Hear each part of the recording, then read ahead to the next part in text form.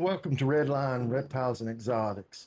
Today I wanted to talk about how to set up a ball python enclosure for success.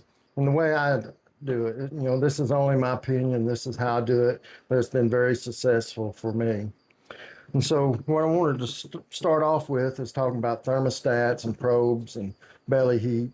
And, I did a previous video, possible safety concern. And I really took that to heart, really got to considering it and thinking it. And so I'm going to tell you how I used to set up, now what I've changed from the suggestions of CJ. Now, I used to take and put my heat tape or heat mat, and I would stick it up on the underneath the bottom floor of the enclosure, just right under where my hide would be. And then I would run my probe from that thermostat through a grommet and down into the enclosure and out from the corner to where the heat mat is. It's right under that, would be under that probe. And then I would take this aluminum, I call it aluminum heat tape, and I would tape that probe down. Then I would silicone it, the cord and around that heat tape. And I would cover it with my substrate. Well, he pointed out something to me, and I want to thank him for it. Thank you, CJ, that, if a snake decided to dig down or just move around a lot, it could dislodge that probe, and then that probe would be free floating within the substrate and wouldn't give an accurate reading. And then the heat mat or heat tape could get very hot and even burn your snake. So I took that to heart, and I changed all mine the way he suggested. And I'm really liking it, and so I'm going to add it to this video because it's going to be a new practice for me. So let's just dive into it and start talking about the new setup and what I use. Now, a lot of people, like juvenile small snakes, they keep in a 40-gallon breeder or something like that. And so they'll go to Petco or PetSmart and they'll buy a heat mat, which looks like this, and it has a cord that plugs in. And on that heat mat, there's a sticky side. And you'll just peel off that paper and you stick it underneath where your hot hide would be setting. The way I used to do it, like I said, I'd run it through inside the enclosure and put the probe above this and tape it down. But the way CJ suggested it, and I really like, is you just stick that thermostat probe in the center of this heat mat and you just stick it up in there. And what that does is keeps the probe from being able to be dislodged or move around because, it's surrounded by the heat mat and the sticky pad. And so it keeps it secure. And so I like that. Now, I don't use heat mats. I use heat tape from Reptile Basics, and I love it. And that because I can order different lengths and different widths and so on. But what you're going to do, no matter what you use, is you're going to plug that heat mat into your thermostat. And that's what's going to turn it on and off. Now, thermostats, I use Inkbird Wi-Fi thermostats. And the reason I use it is for another safety feature. Wi-Fi will alarm you if what parameters you set for high or low temperatures. If it goes below a set temperature, it will alarm. If it goes above a set temperature, it will alarm you through your phone. So I really love Inkbirds, and I'll put everything I use in the description below. That way you can just click on it and see what I use. But anyway, you take that probe, once you plug it in, you just stick it on the heat mat and stick it up there, and you're ready to go. So we're going to talk about the next step, which would be, to me, would be, your substrate. Now, a lot of people have a lot of problems keeping humidity. And so what I'm going to suggest, and this is what I use, and man, it works wonderful, is I use ReptiChip. ReptiChip really holds that humidity in, and it just kind of releases it slowly. And so that way you have a constant humidity. And how I use the ReptiChip, I put it out to about 3 to 4 inches in depth, except on the hot hide, on the hot side, I kind of use it at a little bit lower than, it's usually about 2 to 3 inches. That way it's it's not so hard for the thermostat to heat up that area. Now with the mat, because I'm using ReptiChip as a substrate, the heat mat that I get from Reptile Basics, I'm using it for a 4x2x2. And so what I generally use for that is I try to cover half of the cage with the heating for belly heat. And the reason I do that is for a gradient. And so what I normally do, Reptile Basics, is order 21-inch wide heat tape with a 24-inch length. And why I do that is because I put that heat tape halfway through the enclosure, and what that does is you put your hide on the corner, and then I put a basking stone on top of the hide to kind of help hold that down, and what that does is makes a gradient, because underneath that hide it's going to get warmer and hotter there, and because you have that longer heat tape, it's going to dissipate some of that heat, and so it's going to gradually, as you go down the enclosure, it's going to be cooler, and then till you get where the heat tape stops, then that's going to start your cold side, which will even get cooler and cooler down to your ambient temperature. Now let's get into the temperature. For my hot side, I generally keep my snakes between 88 to 90 degrees, and that's with inside their hot side hide, and that way. And something else you got to do is you got to watch your snake and see what they like, because some snakes like it a little bit cooler and some like it a little bit hotter. But anyway, you just kind of watch your snake and see which side it's staying on. If it's staying only on the cold side, then you may have it too hot on your hot side. And if it's staying on the hot side all the time and never having to go over to the cold side, then you may not have it warm enough. But I generally, like I said, try to keep it around 89 to 90 degrees, in there. And then on top of I have the basking stone on top of my hides. And, and I'd use a basking light on top.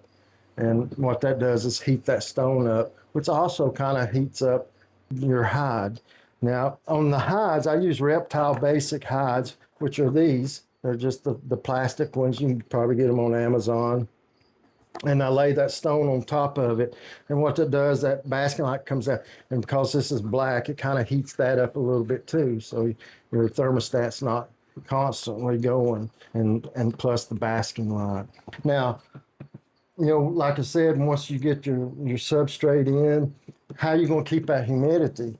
Now, this is the secret I found. A lot of people would mist every day just to keep that humidity up. Well, I found the way I'm doing it now is I don't even mist. I don't have to mist at all. But what I do is put a big bathing bowl, and I fill it with water, and I usually keep it in there for about 5 to 7 days. I stick my finger in it, see if it's getting slimy. And once it starts kind of getting slimy, what I do is I dump that bowl out in my ReptiChip, and I mix it around, and kind of mix all that moisture inside the ReptiChip, and that rehydrates the chip, and then it starts releasing the humidity slowly again. So I don't even have to put no aluminum foil or plastic on top, and my tops is full vented, and humidity stays right around 70%. Now, during shedding, I bump the humidity up to about 80 to 85. So I generally like to keep my snake's humidity around 60 to 70, 75% all the time. And then, like I said, when they shed, I'll bump it up to 80, 85.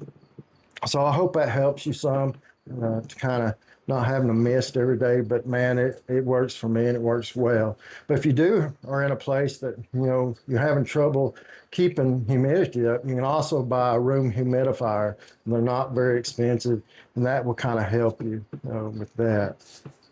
Now let's talk about temperatures. I already mentioned that 88 to 90 degrees. My room temperature, ambient temperature, in my entire reptile room, I keep between 77 and 79, just because I have other reptiles that can't tolerate higher heat. And so, like I said, I supplement my enclosures with the basking light and the, the belly heat.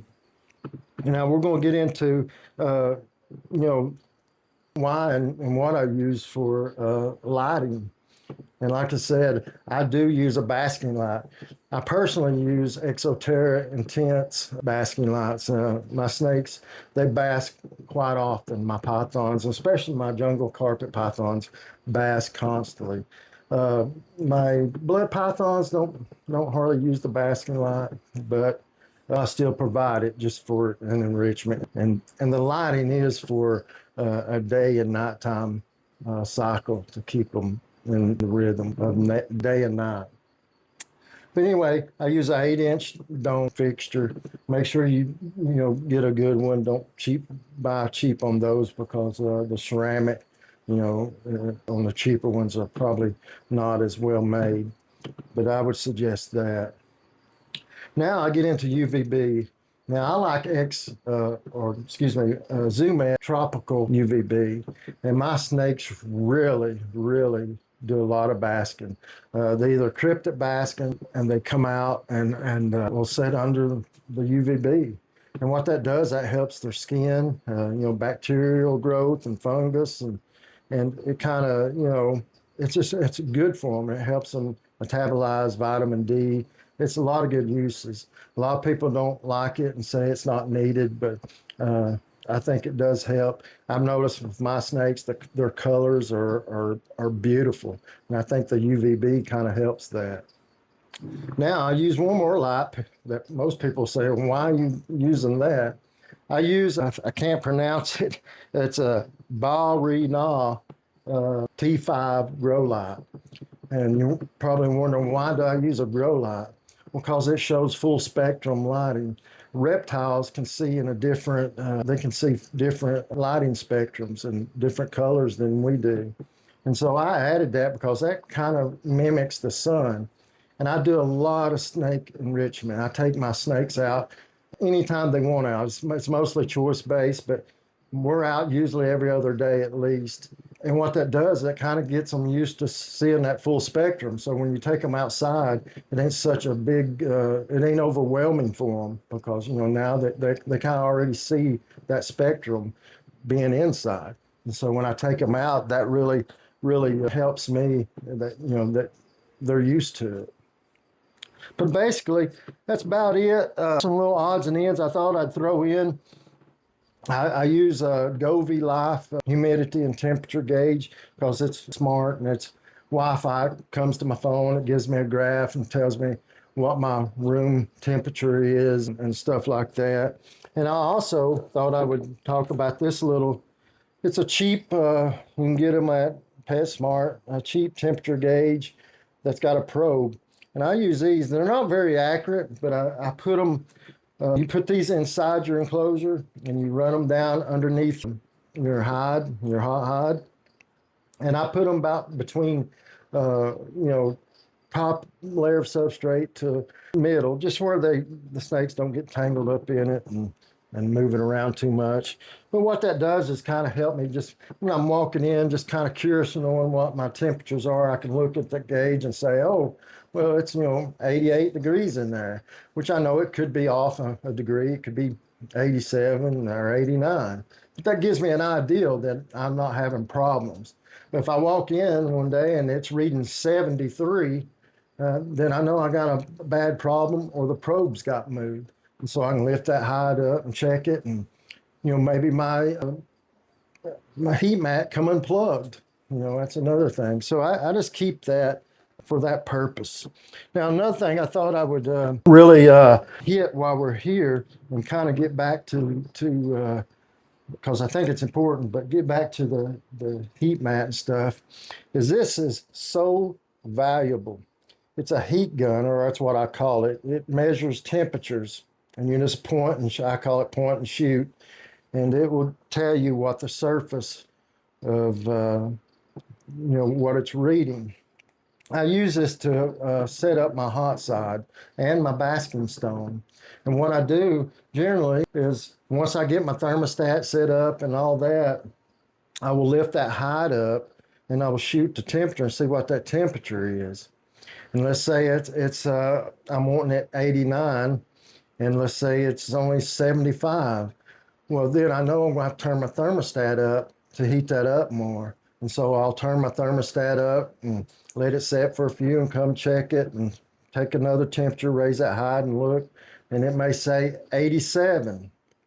And so I know I'm getting closer. And so what I do is, wait a little bit, raise it up, check it, and then it may say 89. So then I know I'm target. Then later on, every now and then you want to come and check it anyway, and just to see if anything's moved or anything like that. So this is a valuable tool. Not only can you use it for that, you can use it for testing your basking stone. I have my basking light pointed down towards the basking rock, and I can shoot this on that basking rock and see what temperature it is. Generally, I like it around 90 because it gives them a little bit more of a hot place to lay on. And if you ever notice driving down the road, you'll see a lot of snakes laying out on the road. And what they're doing, they're on that hot asphalt because it's black and it really warms up there, and they'll lay there and thermoregulate the temperature. And so that's why I like keeping a basking light and a basking stone. And I check it, and like I said, I like to have it around 90, and it don't so much affect what's inside the hide too much. It will raise it a little bit. So a lot of people will put them lights on dimmers. I wouldn't suggest that. I would just change out the bulb. Like if you're using 100 watt and your basking stone is too hot, 95 or above, whatever, that you don't want it to be, you just unscrew it out and put a 75 watt bulb in there. And you just kind of have to test it. A lot of people put dimmers on them. I don't like that because, they don't give them the full spectrum of light. But anyway, this is also a good tool for warming, when you're warming up your rodent, if you use frozen thaw like I do, for warming up your rodent to the right temperature. I like to get my rodents around 100 to 105 because that gives me time, get them up with my tongs and get them that way. That way it gives them a good heat. With their heat pits, they can kind of get a good range of what it is and really hit that rodent. So I think it's a very valuable tool. I think you should invest in one of these. But anyway, that's about it. I can't think of nothing else. If you like this content, subscribe. I'm not perfect in any way. If you have any comments, good or bad, sure put them in the comments below. But if you do like it, I'm just trying to help, especially the beginners out, because I was a beginner once and I made a lot of mistakes. And this hopefully will keep people from making mistakes. And I'm still learning too. Just like I said, I learned how to set up my thermostat a little more safer. And so anyway, you have a great day and a blessed day. Talk to you later.